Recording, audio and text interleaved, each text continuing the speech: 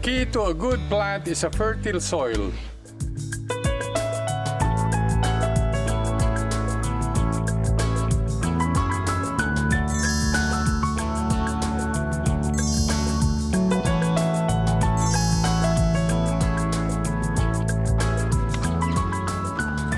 Pero kung ang lupa ay hindi malusog dahil kulang sa natural na compost at sa maling pagbubungkal ng lupa, ang tanim na halaman ay hindi maganda o mayabong.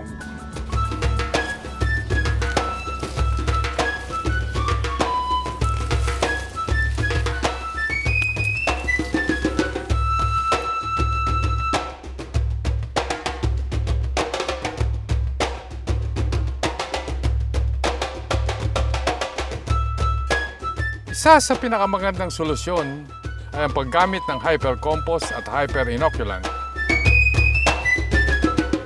Ang hypercompost ay isang organic fertilizer na nagpapataba ng lupa dahil ito ay pagkain o nutrient. Produced over millions of years of degraded materials made of humus and humic acid. Contains fiber and other active ingredients na nagpapataba ng halaman. Binubuhay nito ang patay na lupa.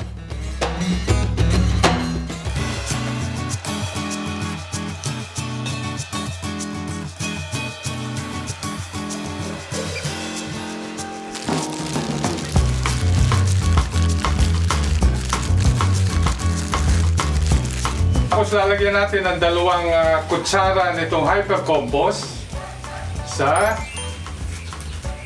2 kada 16 na litrong tubig. Ito po ang halimbawa ng 1 litrong tubig. Pagkatapos po niyan ay ating haluin. At ito po naman ay pwede na nating i-spray sa mga halaman o idilig sa mga halaman. At para mas makasiguro pa na mas malusog ang inyong mga tanim o halaman, gamitan ng hyperinoculant. Ang hyperinoculant ay isang good microbe that preys on bad microbes. Ibig sabihin, ito ay nakatatanggal na mabahong amoy, helps in the decomposition process, kaya gaganda ang ating mga tanim o halaman. So, 2 rin pong kutsara ang ating gagamitin. 1, 2. Pagkatapos po, kagaya ng kanina, lalagyan din po natin ito ng 16 na litro ng tubig, equivalent. Siya natin ilalagay uli rito. Sa madaling sabi po, ang total na litro na gagamitin natin dito ay 2 kutsara ng hypercompost at hyperinoculant, 2 kutsara rin sa 16 na litro ng tubig. Ito po ipaghahaluin natin para mas epektibo magkasama yung sustansya ng pagkain, ng hypercompost at yung mga benepisyong mikrobyo na naroon po sa ating hyperinoculant. Pagkatapos po ito, ay pwede na po nating ilagay sa ating sprayer, kagaya nito. Typically po ang ating sprayer ay 16 liters. So, pag ito po ating napuno ng ating pinagtimplahan na hypercompost at hyperinoculant, ito po ay pwede na nating gamitin ipang-spray sa halaman. Lalagyan din natin nung ating pinaghalong hypercompost, hyperinoculant. At siya po na ating gagamitin ito pang-spray sa ating halaman. Pwede rin po natin idilig ito sa halaman, pero normally po ini-spray po natin to.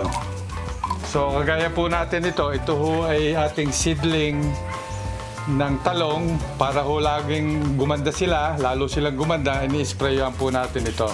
Na siyang nagsisilbing pataba at kasama na rin ang ating benepisyong mikrobyo na siya naman tumutulong sa pagkontrol ng mga peste na maaaring tumama sa ating mga similya. Bukod sa paggamit natin sa ating mga similya, ito po ay pwede nating i-spray sa ating mga halaman, kagaya nito.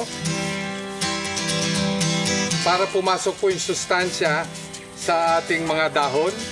O kaya naman ay pwede nating idilig yung ating templadong hyper-compost at saka hyper-inoculant. Ito po ay nagbibigay ng malaking sustansya at mga benepisyong mikrobyo na siyang napakabuti sa ating mga halaman. Nakikita po naman ninyo ang isang epekto kung gaano kagaganda at napakadaming bunga ng ating mga halaman.